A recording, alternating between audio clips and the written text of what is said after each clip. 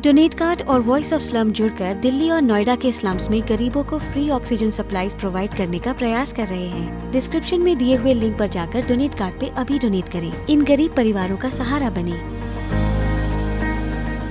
Israel फलस्तीन की जंग में बुरी तरह से तबाह हुए गाजा की मदद का अब अमेरिका ने भरोसा दिया है।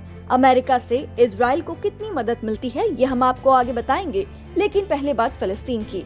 ट्रम्प प्रशासन ने फलस्तीनियों को मिलने वाली मदद को बंद कर दिया था, लेकिन इससे अलग रुख अपनाते हुए बाइडेन प्रशासन ने फलस्तीनियों की मदद का फैसला किया है।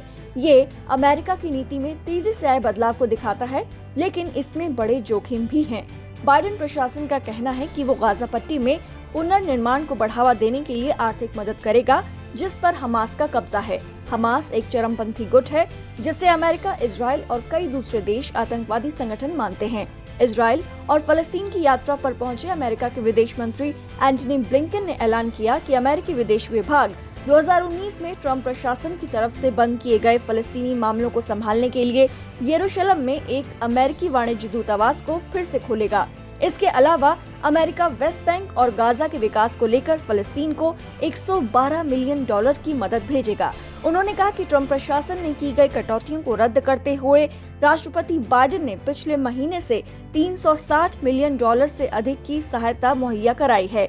हालांकि उन्होंने ये भी भरोसा दिलाया कि अमेरिका गाजा के हमास शासकों को इस पुनर्निर्माण सहायता से कोई फायदा नहीं उठाने देगा।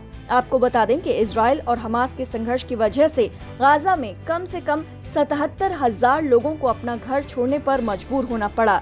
इस दौरान गाजा में हजारों लोगों को बिजली और पीने के साफ पानी की किल्लत का सामना करना पड़ रहा है। यूनाइटेड नेशंस ने अपनी एक इमरजेंसी अपील में कहा है कि गाजा को अगले 3 महीनों में मानवीय मदद और स्कूल, हॉस्पिटल, पानी और सीवेज जैसी जरूरी सेवाओं को दोबारा बनाने के लिए $95 मिलियन की जरूरत होगी। संयुक्त राष्ट्र ने इससे पहले गाजा को आपात मदद के तौर पर $18 मिलियन जारी किए थे, जिससे अगले 3 महीनों की जरूरत पूरी हो सके। लेकिन फलस्तीन को अमेरिकी मदद मिलने के बाद सवाल उठता है कि इजराइल को अमेरिका से कितनी मदद मिलती है। आपको बता दें कि फलस्तीन को मिली अमेरिकी मदद इजराइल को मिलने वाली अमेरिकी मदद के सामने बहुत छोटी है। दूसरे विश्व युद्ध के बाद से ही इजराइल सबसे ज्यादा अमेरिकी मदद पाने वाला एक इकलौता देश रहा है।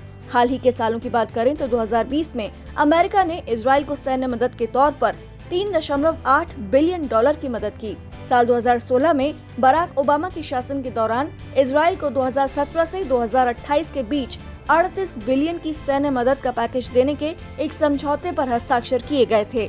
पिछले साल इजराइल को मिली रकम उसी का हिस्सा है। साथ ही अमेरिका ने इजराइल को 2020 में ही यहूदी शरणार्थियों को फिर से बसाने के लिए $5 बिलियन की मदद दी। साल 2011 से अमेरिका ने इजराइल के आयरन डोम डिफेंस सिस्टम पर $1.6 बिलियन खर्च किए हैं।